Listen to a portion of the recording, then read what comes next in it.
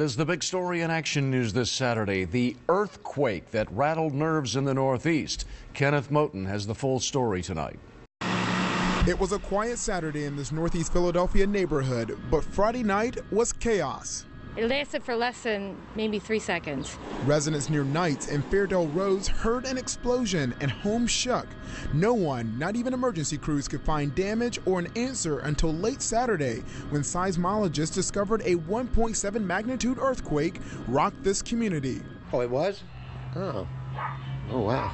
That's never happened around here. It's kind of crazy. Most people thought a gas line exploded or a transformer blew. Did you have a hard time sleeping last night? No.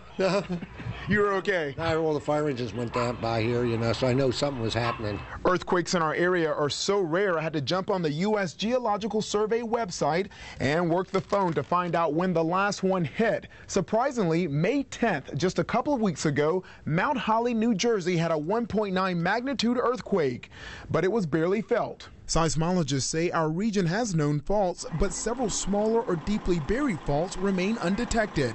And they say the loud noise everyone heard Friday night most likely came from tectonic plates colliding. And I heard the bang, and it felt like my whole screen TV, which is a floor screen TV, fell on the ground. It seems Mother Nature has focused her attention on the Northeast recently.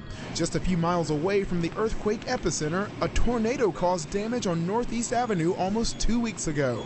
Just kneel down and pray. That's all I could say. You better get down on your hands and knees and pray. Other residents around here say that sounds like some good advice. Reporting in Northeast Philadelphia, Kenneth Moten, Channel 6, Action News.